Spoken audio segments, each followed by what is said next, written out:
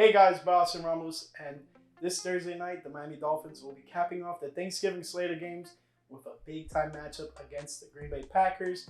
And man, oh man, am I excited to take down some cheeseheads, eat some cheese.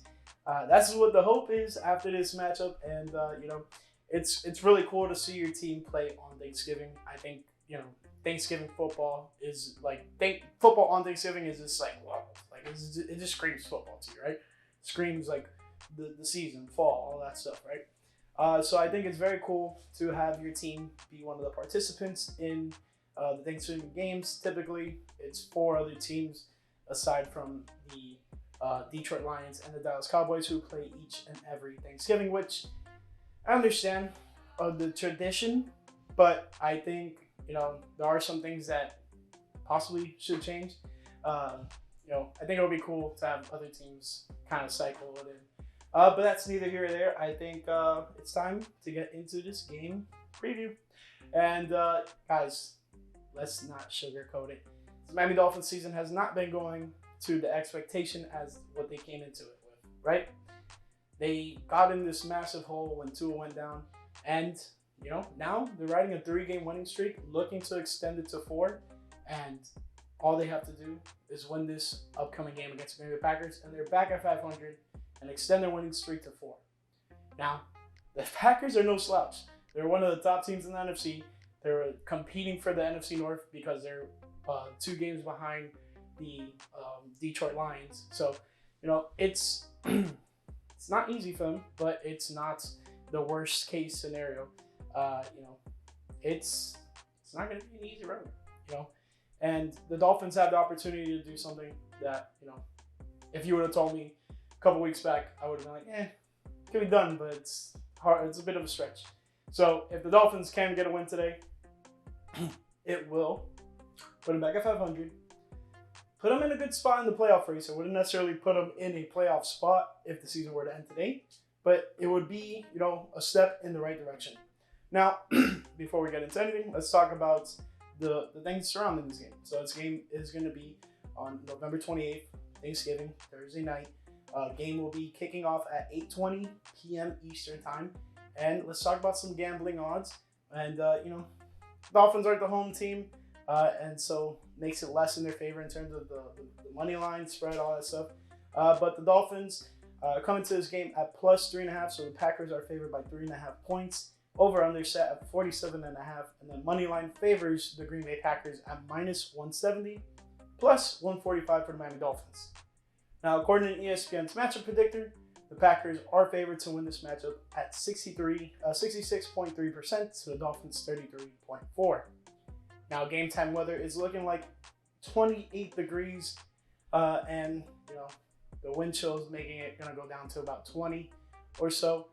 So a freezing game, you say, for this Miami Dolphins team. And that's been the narrative. The Dolphins go somewhere cold and they don't perform. It has been true. I'm not going to say, those are wrong.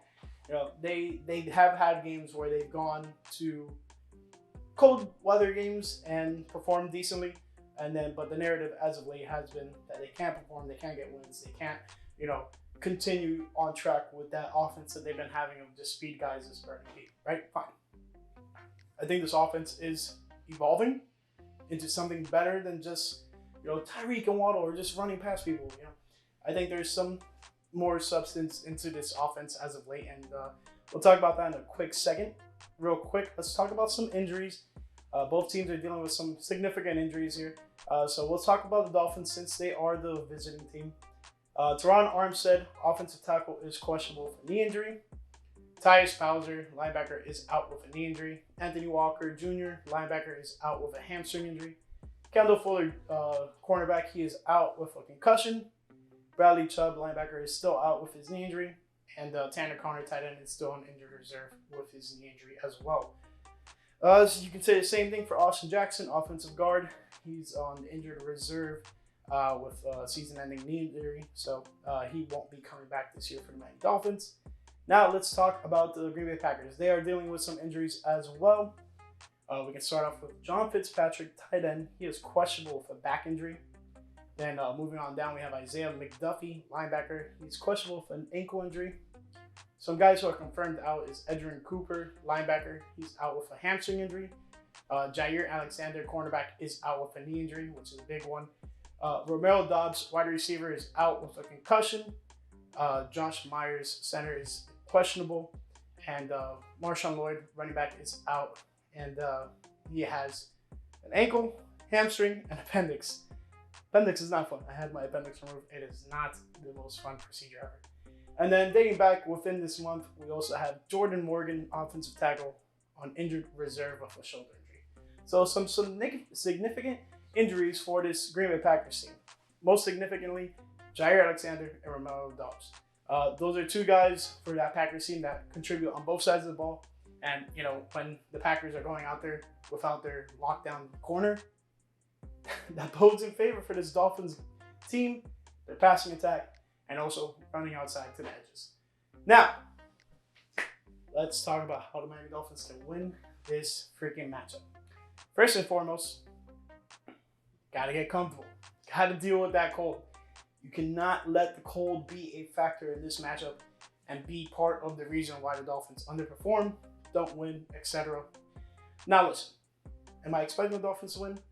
Not 100%. I think this Green Bay Packers team is pretty good. But am I hoping they win? For sure.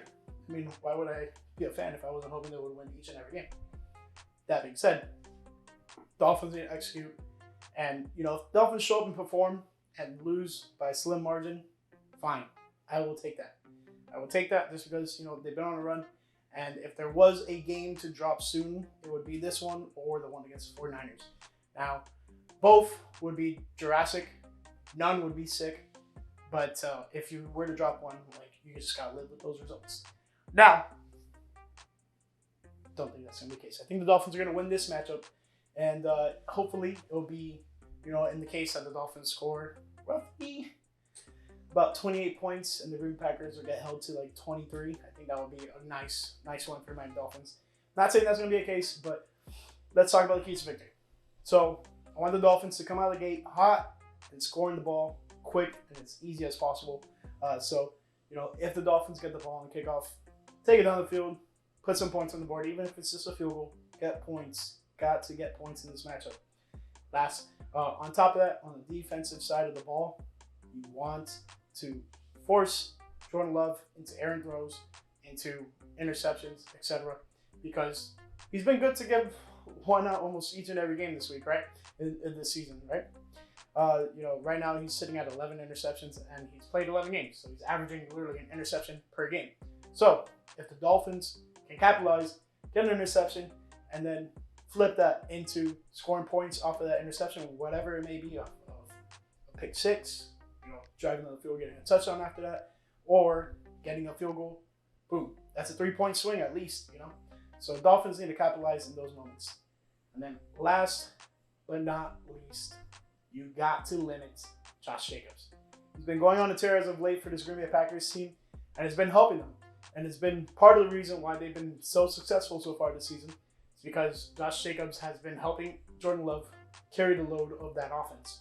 So if Josh Jacobs gets going early, it's going to be a long night for the Miami Dolphins and their defense. That being said, I don't think that's going to be a case. This Dolphins defense has been stifling.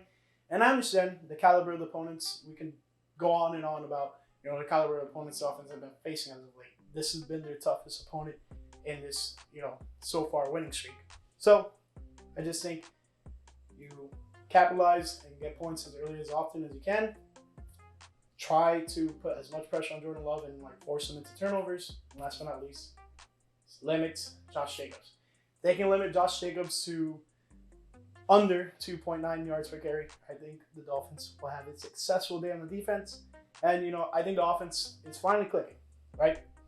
You're getting other guys involved aside from Tyreek Hill and Jalen Waddle. Now, you can also talk about how they were never really involved in the offense so far this season. Waddle just had a big breakout game. Tyreek, you know, has had probably like 2 decent games, but even then I wouldn't say, you know, he's been a superstar wide receiver. That's far from the truth of Tyreek's season, right? But I think this is going to be a big Tyreek Hill game, especially with Jair Alexander out. I think that just pushes the fold and helps this Dolphins team, help them drive the ball down the field. Now, I'm not saying defense on the side for the Green Bay Packers is bad. I'm just saying, without Jair Alexander fold, may be a little bit more difficult to cover this Dolphins pass game. Got to give love to Jonnu Smith. He's been absolutely balling in during this win streak, and he's been pretty much the heartbeat of this offense. If Jonnu's going good, guess what? Everybody eating. Achane, Hill, Waddle, everybody's eating if Jonnu's eating. So feed Jonnu the ball, get him going early and often, and I'm pretty sure this Dolphins team can come out of Green Bay with a win and eat some turducken. Yes, I said it. They're going to eat some turkey after the game. Miami Dolphins are going to win this matchup, hopefully by a score of 28-23. Let me know what you guys think down below. And that concludes this game preview. Now, with all that being said, just want to thank you guys for watching. Spend time with your loved ones. Let them know you love them. And let them know how grateful you are for them, because this is what Thanksgiving is all about. And this year, for this Miami Dolphins organization, the team, the fans, it's also about watching Dolphins football and hoping they get a big-time win. That's all for me. Hope you guys enjoyed it, and I'm very thankful for you guys watching. Peace out.